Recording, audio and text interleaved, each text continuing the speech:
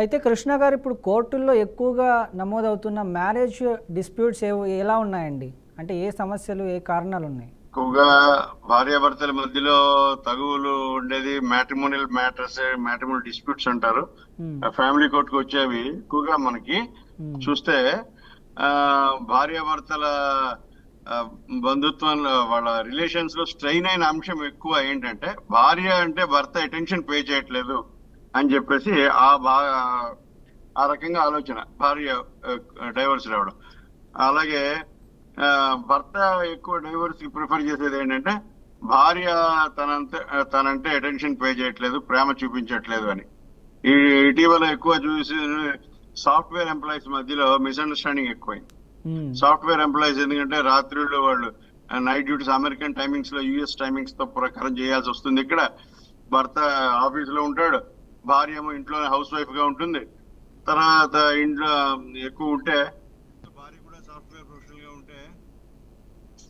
భార్య కూడా software professional గా ఉంటే కనుక తను కూడా వేరే కంపెనీలో, వేరే సాఫ్ట్వేర్ కంపెనీలో పనిచేయడం, డిఫరెంట్ ఎన్విరాన్మెంట్స్ ఉండడం, వాళ్ళు కలిసి ఉండే నెంబర్ ఆఫ్ అవర్స్ తగ్గిపోతూ ఉంటాయి. కుటుంబానికి కలిసి ఉండే కుటుంబం ఎప్పుడు కూడా కుటుంబ బంధం అనేది, ఆత్మీయత అనేది భార్యాభర్తలు కలిసి ఉంటే వాళ్ళకు ఉండే దీంట్లో వాళ్ళు ఎక్కువ ఆత్మీయత అనుబంధం పెరగడానికి కలిసి ఉండే సమయాలు ఎక్కువగా పెట్టుకోవాలి. దానికి భర్త వేరే సాఫ్ట్వేర్ కంపెనీ, భార్య వేరే సాఫ్ట్వేర్ కంపెనీ అట్లా ఉంటే వాళ్ళు ఎప్పుడో 7-8 గంటలు పనిచేసిన తర్వాత, 8 గంటలు 9 గంటలు పనిచేసిన తర్వాత ట్రావెలింగ్ ఒక 1 or 2 hours హైదరాబాద్ ఇలాంటి సిటీస్ లో అయితే అంత ట్రావెలింగ్ అయ్యాక ఇంటికి వచ్చాక ఇంకా వాళ్ళు కలిసి మాట్లాడుకోవడానికి, చర్చించుకోవడానికి వాటికి అవకాశం తక్కువ ఉంటుంది. కలిసి కార్యక్రమాలు చేసేది, ఏదైనా ప్రోగ్రామ్ కు పెట్టుకోవడం, ఏదైనా గుడికి వెళ్ళడం, ఏదైనా పూజ పునస్కారాలకు అటెండ్ అవ్వడం, బంధువుల మ్యారేజెస్ కి అటెండ్ అవ్వడం, ఇట్లాంటివి ఉండవు. పైగా సాఫ్ట్వేర్ కంపెనీస్ లో ఎక్కువ హాలిడేస్ కూడా తక్కువ ఉంటాయి. ఇంకా చూస్తే భార్యాభర్తల మధ్యలో ఎక్కువ సమస్య అంతా కూడా ఈ వాళ్ళకి ల్యాక్ ఆఫ్ అండర్స్టాండింగ్ ఎక్కడ వస్తుందంటే భేదాభిప్రాయాలు, మిస్అండర్స్టాండింగ్ ఈ ప్రకారం వస్తుంది. దానివల్ల ఏంటంటే భార్య గౌరవించట్లేదని అనుకుంటాడు భర్త, అందుకని క్రూయల్టీ గ్రౌండ్ లో డైవర్స్ వేస్తూ ఉంటాడు. భార్య క్రూయల్టీ గ్రౌండ్ అనేది అదొక గ్రౌండే కాదు యాక్చువల్ గా. భార్య తనని గౌరవించట్లేదు, తన అత్తమామలు గౌరవించట్లేదు అట్లా అని, భార్య తన పేరెంట్స్ ని గౌరవించట్లేదు అనే గ్రౌండ్ లో వేస్తారు, అది క్రూయల్టీ కింద. అలాగే భార్య వేయాల్సి వస్తే 99% అంతా తప్పుడు కేసు ఏంటంటే వరకట్న వేధింపులను పెట్టేస్తారండి భర్త మీద. నిజానికి భర్త వరకట్నం గురించి అడిగాడని లేదని అట్లా అడగడం అని కానీ, లేదంటే వరకట్నం వేధింపులు అని చెప్పి ఫాల్స్ కంప్లైంట్లు పెడతారు. అట్లానే తర్వాత ఉమెన్ హెరాస్మెంట్ అని, ఇంట్లో తన్ని కొడుతున్నాడు, తాగేసి వచ్చి తంతున్నాడు అని, ఇట్లా అంటే 90% అంతా ఫాల్స్ అఫిడవిట్స్ కంప్లైంట్. ఎందుకంటే అడ్వకేట్స్ కి అట్లా వాళ్ళు సజెస్ట్ చేస్తూ ఉంటారు, పార్టీస్ అలా రాయకపోతే మీకు డైవోర్స్ రాదమ్మా అనేస్తారు. దానివల్ల వాళ్ళు సంతకాలు పెడతారు. దానివల్ల భర్తకి ఈ కాగితాలన్నీ చేరతాయి, దానికి జవాబు వేయాలి భర్త. అందుకని భర్త సైడ్ నుంచి అరే నేను తాగొచ్చి కొడుతున్నానా, ఇంత ప్రేమగా చూసుకుంటున్నాను కదా, నేను వచ్చి దాన్ని హింసిస్తున్నాను, కొడుతున్నాను అంటుందే మా భార్య అని ఇంకొంచెం హర్ట్ అయిపోయి డిస్టెన్స్ పెరుగుతుందండి. అట్లాగా భార్యాభర్తలు కలిసి ఉండే ఛాన్సెస్ పోతాయి. ఫ్యామిలీ కోర్టు లో ఒకసారి దావా వేసేసరికి ఆ పారా వైజ్ గా రిప్లై వేయాలి, ప్రతి పారాకి ఖండిస్తూ వేయాలి. సో ఇట్లా భర్త సైడ్ నుంచి ఒక హర్ట్ ఫీలింగ్ అనేది ఉంటుంది, భార్య ఇలా నింది ఇలాంటి ఆరోపణ చేసింది అని. కాబట్టి అట్లాంటి చోట మనకి ఏటవుతుందంటే భార్య నుంచి ఇలాగ భర్త మీద ఆరోపణలు వచ్చేసరికి భర్త ఈగో హర్ట్ అవడం. అలాగే భర్త అయినా డైవర్స్ వేయాల్సిన భార్య మీద క్రూయాలిటీ, అదే నా మీద క్రూయల్ గా నన్ను నానా మాట్లాడుతోంది, ఫిల్తీ లాంగ్వేజ్ లో తిడుతోంది, గౌరవించట్లేదు, అది ఇది రాస్తాడా, ఇంత గౌరవిస్తుంటే భర్త అనేది భార్య అనుకోవడం, ఇట్లాంటి కారణాలతో గ్రౌండ్స్ తోటి తయారు చేసి వేస్తారండి.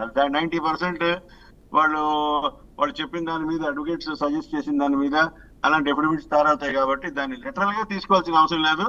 భార్యాభర్తలు కలిసి ఉండే ప్రయత్నం చేయాలి. కాబట్టి ఏదో తిట్టాడని ఇంకోటన్నా కొంచెం సర్దుబాటుతో వ్యవహరించాలని భార్యకి చెప్పడం, భార్యతో ఏమో భర్తకి సర్దుబాటు చేసుకుని ఆయన ఆఫీస్ హడావిడిలో ఉంటాడు, నిన్ను మీ వైపు అటెన్షన్ పే చేయలేదని మీరు దానికి కంగారు పడకలేదు, అట్లా కౌన్సిలింగ్ చేయాలని కూడా చట్టం ప్రకారం కూడా ఫ్యామిలీ కోర్ట్ జడ్జి గారు కౌన్సిలింగ్ చేయాలండి. ఫస్ట్ భార్యని భర్తని విడివిడిగా కూర్చోబెట్టి, తర్వాత కలిసి కూర్చోబెట్టి అట్లా కౌన్సిలింగ్ చేయాలి. కనీసం ఒక్కొక్కరికి ఒక అరగంట 30 గంట అట్లా కేటాయిస్తే ఒక జంటకి, తర్వాత వాళ్ళు కలిసి కూర్చోబెట్టడం, ఇలా దాదాపుగా ఒక తక్కువలో తక్కువ అనుకున్న 45 నిమిషాల నుంచి ఒక గంట సేపు కేటాయించాలి.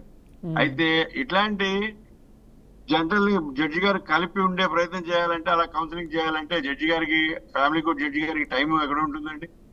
5-6 కేసులు చేస్తే అయిపోతుంది ఒక రోజు. అలాంటిది 200 కేసులు పడతాయండి జడ్జి గారికి. 150-200 కేసులకి డేట్లు ఇవ్వడానికే సరిపోదండి సరిగ్గా సమయం. ఇంకేంటి మైండ్ పెట్టే విచారించి వాళ్ళు చేయగలుగుతారండి భార్యాభర్తలు? సో ఫ్యామిలీ కోర్ట్స్ లో ఆ ప్రొసీజర్ లో జరిగేటట్లయితే ఇలాగా ఈ మిస్అండర్స్టాండింగ్స్ ఇలా కొనసాగుతాయండి.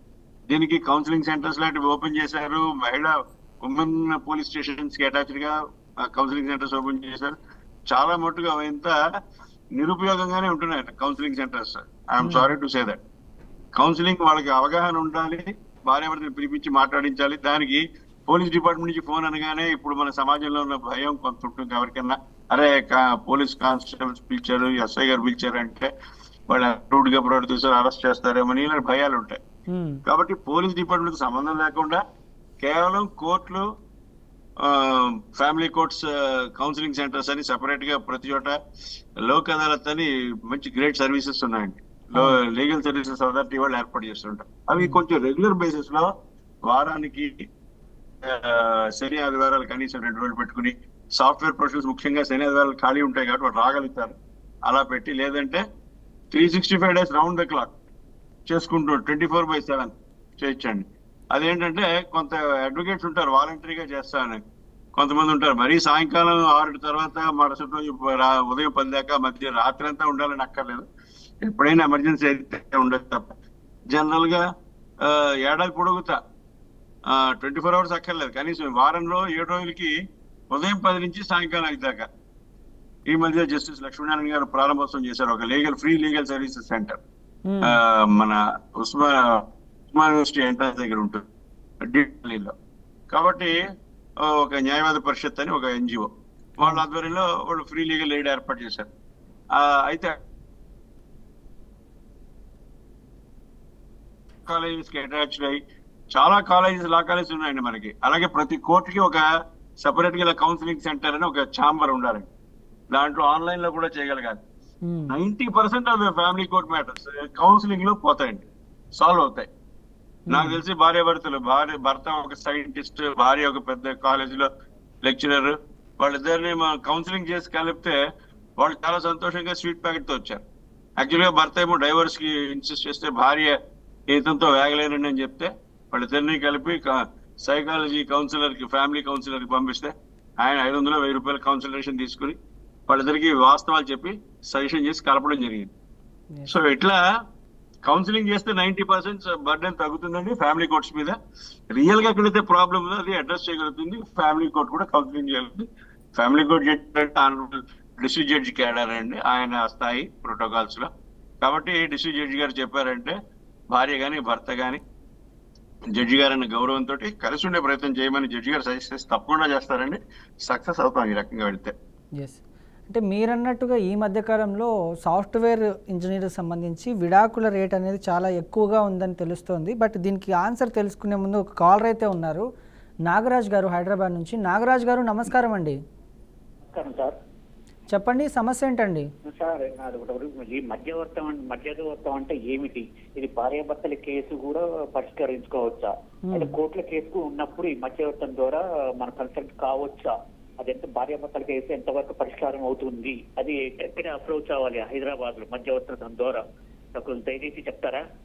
మధ్యవర్తిత్వం అంటే ఏమీ లేదండి. మధ్యవర్తిత్వం అంటే ఇప్పుడు మీరు కోర్టు దాకా వెళ్ళాల్సినటువంటి అవసరం ఉండకుండా ఒక ఏదైనా ప్రాబ్లమ్ని ఒక పెద్ద మనుషుల ద్వారానో లేకపోతే కన్సర్న్డ్ పర్సన్స్ ద్వారానో వాళ్ళ మీడియేషన్లో జరిగేదే మధ్యవర్తిత్వం. మీరు కోర్టుకి వెళ్ళి ఇప్పుడు మీరు విడాకులు తీసుకోవాలనుకున్నారు, లేకపోతే కలిసి ఉండాలనుకున్నారు. ఇప్పుడు మీ భార్య అమ్మవారింట్లో ఉంది, భర్త అత్తవారింట్లో ఉన్నాడు, ఇద్దరు కలుసుకోవాలనుకుంటున్నారు. మీరు కోర్టుకి వెళ్ళి ఒక నోటీస్ పంపించి మళ్ళీ వాళ్ళు రెస్పాండ్ అయ్యి మళ్ళీ వచ్చే దానికి తీసుకునే టైం పీరియడ్ కంటే మధ్యవర్తిత్వం అని ఏమవుతుందంటే, ఇప్పుడు డైరెక్ట్గా ఈ పెద్ద మనుషులు అనేవాళ్ళు మీ భార్య ఎవరైతే ఉన్నారో వాళ్ళ ఇంటి దగ్గరికి వెళ్ళి డైరెక్ట్గా మాట్లాడే అవకాశాలు ఉన్నాయి. జడ్జి గారు ఇంటి దగ్గరికి వచ్చి మాట్లాడలేరు కదా. సో లీగల్ కంటే మధ్యవర్తిత్వం అనేది కూడా ఓకే, బట్ అన్ని సందర్భాల్లో కాదు. అంటే ఈ మధ్యన పేపర్లో చదివాను సార్, ఈ కార్యాలయం మధ్యవర్తిత్వం హైదరాబాద్ లో కూడా ఉంది. అంటే పెద్ద మనుషుల ద్వారా కాకుండా మధ్యవర్తిత్వం హైదరాబాద్ లో ఒక కార్యాలయం ఉంది, అక్కడ కూడా సంప్రదించవచ్చు అన్నారు. అది నిజమేనా? మధ్యవర్తిత్వానికి సంబంధించి కార్యాలయం అనేది అయితే హైదరాబాద్లో ఎక్కడ లేదండి నాకు తెలిసి. బేసిక్గా కార్యాలయం ఇన్ ద సెన్స్ ఏదైనా ఒక ఆర్గనైజేషన్ అట్లాంటిది ఉండొచ్చు, కానీ కార్యాలయం అంటూ దీనికంటూ సపరేట్గా ఏమీ లేవండి. ఒక లాయర్ త్రూనో లేకపోతే కొంతమంది మీ తరపు పెద్ద మనుషులో వాళ్ళ తరపు పెద్ద మనుషులో ఆ త్రూగా వెళ్తేనే మీడియేషన్ అవుతుంది తప్ప దీనికంటూ సపరేట్గా ఏం లేదు. కౌన్సిలర్స్ ఉన్నారు అండ్ అదేవిధంగా లాయర్స్ ఉన్నారు, పెద్ద మనుషులు అంటూ దీనికి సపరేట్గా ఎవరు లేరండి. కౌన్సిలర్స్ ఉన్నారు, మీకు కౌన్సిలింగ్ ఇస్తారు. కోర్టులో కేసు ఉన్నప్పుడు కూడా కౌన్సిలర్ దగ్గర వెళ్ళొచ్చా సార్? వెళ్ళొచ్చండి. మ్యాక్స్ మీరు కోర్టుకు వెళ్ళినా కూడా మీకు కౌన్సిలింగ్ అనేది తప్పనిసరిగా ఇస్తారు. భార్యాభర్తల కేసు అంటే మొదటగా మీకు ఇచ్చేది కౌన్సిలింగే. డైరెక్ట్గా కేసు ఎవరి వైపు ఉంది, న్యాయం ఇటువైపు ఉందా అటువైపు ఉందా చూడకుండా ఫస్ట్ కౌన్సిలింగ్ ఇస్తారు, కలపడానికే ట్రై చేస్తారు వాళ్ళు కూడా. అంటే మాకు తెలిసిన వాళ్ళ కేసు ఉంది, 8-9 సంవత్సరాల నుంచి నడుస్తుంది. అది ఎలా పరిష్కరించుకోవాలా అండి? మధ్యవర్తం ద్వారా పరిష్కరించుకోవచ్చా? మీ మాటలు సరిగ్గా వినిపించట్లేదండి. అంటే మాకు తెలిసిన వాళ్ళు మా అన్నది కేసు ఉందండి, 6-8 సంవత్సరాలు 9 సంవత్సరాలు నడుస్తుంది భార్యాభర్తల కేసు. 8-9 సంవత్సరాల నుంచి నడుస్తుందా? అవునండి. అంటే ఏంటండి సమస్య ఏంటండి? సమస్య అంటే మాది 4 కేసు పెట్టిందండి. ఆమె 4 తప్పుడు కేసు పెట్టింది. ఎందుకంటే ఇప్పుడు మా అన్నయ్య గారికి ఆరోగ్యం సరిగా ఉండదు. పెళ్ళైనప్పుడు 11 సంవత్సరాలు మంచిగానే చేశారు. ఒక ఆడపిల్ల పుట్టింది, అంతవరకు బాగానే ఉంది అండి. తర్వాత మా అన్నయ్య గారికి కొంచెం ఆరోగ్యం బాగా ఒక రోడ్ యాక్సిడెంట్ ఒక కాలు తీసేశారు. అది 2 నెలలు ఉన్నది. తర్వాత పోయి మనం 498 కేసు పెట్టింది, హెరాస్ చేస్తున్నారని. 498 కేసు ఎవరి మీద? మీ అన్నయ్య చనిపోయారని చెప్తున్నారు. చనిపోలేదండి, మా అన్నయ్య గారి మీద పెట్టింది. యాక్సిడెంట్ అయింది ఎవరికండి? మా అన్నయ్య గారి కాలు పోయిందండి. కాలు పోయింది, చనిపోలేదు. కాలు తీసేశారు, ఒక కాలు తీసేశారు. ఒక కాలు తీసేస్తే ఆమె 2 నెలలు 1 నెల ఉన్నది. 1 నెల ఉండి తర్వాత ఏమైందంటే చెయ్యలేక మా మమ్మీ మీద, మా అక్కల మీద, మా సిస్టర్ల మీద, వాళ్ళు ఎక్కడో ఉంటారండి, వాళ్ళ మీద 498 కేసు పెట్టింది. తప్పుడు కేసు పెట్టిందండి చేయలేక. ఎందుకంటే ఏమని పెట్టింది, ఒక ఆడపిల్ల పుట్టింది, ₹1,00,000 కావాలని తప్పుడు కేసు పెట్టింది. ఆడపిల్ల పుట్టింది 2005లో, ఆమె కేసు పెట్టింది 2017లో. ఆమె ఆ తర్వాత ఏం చేశారంటే నామినీగా ఆమె 30 లక్షలు పెట్టారు ఆమె పేరు. ఏది రోడ్ టెస్ట్ అయినప్పుడు మా అన్నయ్యకి, మా అమ్మతో ఆయన పాలు వస్తే ఆమె భార్య చేస్తుంది కదా అని 30 లక్షలు నామినీగా పెట్టారు. తర్వాత ఏమైందంటే ఆమె వెళ్ళిపోయిన తర్వాత ఆమె నామినీ తీసేశారు. ఎందుకంటే చేయట్లే కదా అంత కేసు పెట్టిన తర్వాత. అది కూడా ఏం చేసిందంటే 498 కేసులు FIR లో నా మధ్య 30 లక్షలు నామినీ పెట్టారు, తర్వాత తీసేశారు. నామినీ పెట్టి తీసేశారని మళ్ళీ తప్పుడు కేసు పెట్టింది. అంటే మేము ఎందుకని తీసేసామంటే ఆమె వెళ్ళిపోయింది కాబట్టి నామినీ తీసేసాం. ఓకే, అది కూడా నామినీ పెట్టారు, నామినీ తీసేశారని పెట్టింది. ఇప్పుడు 2016 కేసు అయింది. ఇప్పటి వరకు నడుస్తూనే ఉంది ఆ కేసు. మీరు అడ్వకేట్ని పెట్టుకున్నారా అండి? పెట్టుకున్నామండి. ఆయన ఏం చెప్తున్నారు? ఆయన నడుస్తారు, యాక్టివిటీ అప్రోచ్ అవుతున్నాడు. సరే కేసులు వాదిస్తలేరు, ఏం చేస్తలేరండి. ఆయన వాళ్ళతో కన్సల్ట్ అయ్యి ఒక ఒప్పందం మాట్లాడుకున్నట్టున్నారు, ఏదేదో చేసేసాయి అని. వాళ్ళ ఆయన కూడా మళ్ళీ సరే మీకే తెలుస్తుంది, మీకు ఎక్కడ పోయినా కాదు, ఆడపిల్ల కేసు పెట్టిందంటే మీరు బయటికి రారు, ఇది చెయ్యరు.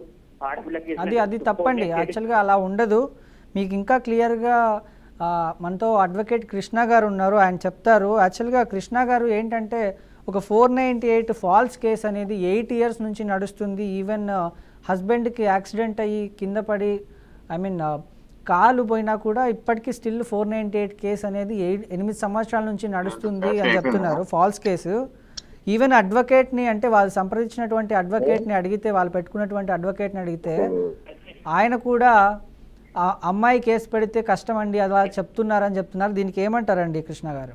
అయితే సార్ పోలీసు వాళ్ళు కూడా హెరాస్ చేస్తున్నారు. ఇంటికి వచ్చండి, మరి వేరే ఉంటాడు సిద్దిపేట, మాది విజయవాడ వచ్చి పోలీసు వాళ్ళు కూడా హెరాస్ చేస్తున్నారు. మా దగ్గరకు వచ్చి మీరు రాకపోతే కార్లు తీసుకుపోతాము, కార్లో తీసుకుపోతాము, కార్లో నూక్కపోతాము అని పోలీసు వాళ్ళు కూడా ఇంటికి వచ్చి 2 కానిస్టేబుల్ వచ్చి హెరాస్ చేస్తున్నారండి. కానిస్టేబుల్ ఫోన్లు చేసి కూడా వస్తావా రావా, నీలాంటి వాళ్ళు ఎక్కువ ఎంతో మంది చూసినాం, కాలు లేకపోతే ఏంటి కార్లకు వేసుకొని పోతాం. మీకు 498 కేసుకు సంబంధించి నాగరాజ్ గారు 498 కేసుకు సంబంధించినటువంటి నోటీస్ మీకు వచ్చిన తర్వాత మీరు వెళ్ళి హాజరవ్వడం జరిగింది అక్కడికి వెళ్ళి? అంటే నోటీస్ అది మా ఇంటికి అసలు ఎటువంటి నోటీసులు కానీ ఎటువంటి ఇది కూడా లేదండి. మా అన్నయ్య తీసుకుపోతే మా అక్కడ పోలీస్ స్టేషన్ లోనే ఒక నోటీస్ ఇచ్చారు, సంతకం పెట్టించుకున్నారండి. పోనీ నోటీస్ రాకపోయినా పోలీసులు కాల్ చేసి మీకు రమ్మని చెప్పడం జరిగిందా? పోలీసు వాళ్ళు అంటే మాకు కాల్ చేశారు, రమ్మని చెప్పారు. అంటే నోటీస్ ఏమి ఇవ్వలేదు. అంటే వాళ్ళు అక్కడ కొంచెం పెద్దగా పలుకుబడి ఉంది. ఆ పెద్ద మనిషి మూసబెట్టి ఆ పోలీసు వాళ్ళని ఇచ్చేసేసి ఒక కనీసం ఎంక్వైరీ కూడా చేయించకుండా, ఎటువంటి మన ఎంక్వైరీ చేయించకుండా చేయకుండా ఎటువంటి కౌన్సిలింగ్ కూడా ఇవ్వలేదు. అక్కడ ఎస్ఐ సిఐ గారు ఎటువంటిది తీసుకుపోయి లోపడేశారు. మా అన్నయ్యని మమ్మల్ని నన్ను కూడా తీసుకుపోయి లోపడేశారు, మీరు అరెస్ట్ చేస్తున్నారని. ఎటువంటి అసలు ఎంక్వైరీ చేయకుండా ఇచ్చేసేసుకోకుండా చాలా ఘోరంగా అదర్ లాంగ్వేజ్ తో మాట్లాడుకుంటా. అంటే మీ మీద కేసు అయిన తర్వాత మీరు మీ వదిన గారికి ఏమైనా కాల్ చేసి మాట్లాడడం జరిగిందా? మీ అన్నగారు కానీ మీరు కానీ?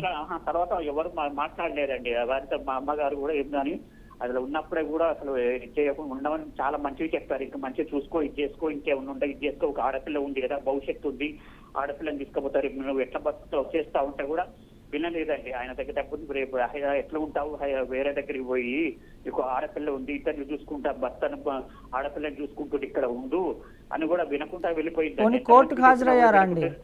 కోర్టులో హాజరయ్యారా మీరు? ఆ కోర్టులో వాయిదాలు హాజరవుతున్నా కానీ మా అన్నయ్యకి కాల్ లేదు కదండి. ఒక 2-3 6 నెలలు హాజరు కాలేదు. హాజరు కాకపోతే పోలీసు వాళ్ళు వచ్చారు. అక్కడ చెప్పాం జడ్జిగా, ఎఫ్ఐఆర్ లో జడ్జి గారు కూడా బెడ్ టెస్ట్ రాయించాం, జడ్జి గారికి కూడా తెలుసని. అయినా కూడా వాళ్ళు ఇక్కడ కోర్టు అటెండ్ ఉంటారు కదా, అక్కడ కూర్చొని వాళ్ళతో. నాకు అర్థమైందండి, మీ ప్రాబ్లం నాకు క్లియర్గా అర్థమైంది. కాకపోతే దీనికి పరిష్కారం ఏంటంటే మీరు అడ్వకేట్ని ఎంచుకునే ముందే ఒక మంచి అడ్వకేట్ని, అంటే ప్రాపర్గా ఎవరైతే పర్టికులర్గా ఫ్యామిలీ కేసెస్ డీల్ చేస్తారో ఆ అడ్వకేట్ని ఎంచుకుని ఉంటే ఇంత దూరం వచ్చేది కాదు ఇది. ఎందుకంటే మీ అన్న ఆల్రెడీ ఫిజికల్లీ హ్యాండిక్యాప్డ్ కాబట్టి వాళ్ళకంటూ సపరేట్ లా అనేది ఒకటి ఉంటుంది. మేబీ మీ అడ్వకేట్ గారికి కూడా చెప్పండి ఇలా ఉంటుంది అని చెప్పేసి. కోర్టుకు హాజరవ్వడం అదంతా ఒకవేళ అవ్వకపోతే పరిణామాలు ఎలా ఉంటాయి, ఇంత దూరం వచ్చే కేసు కాదు. మేబీ అడ్వకేట్ గారు అంటే తెలిసి ఉండకపోవచ్చు ఆయనకి. మీరు ఒకసారి చెప్పే ప్రయత్నం చేయండి. ఒకవేళ ఆయన సరిగ్గా పని చేయలేదు అనుకుంటే అడ్వకేట్ని మార్చుకోండి, ఒక మంచి అడ్వకేట్ని పెట్టుకోండి.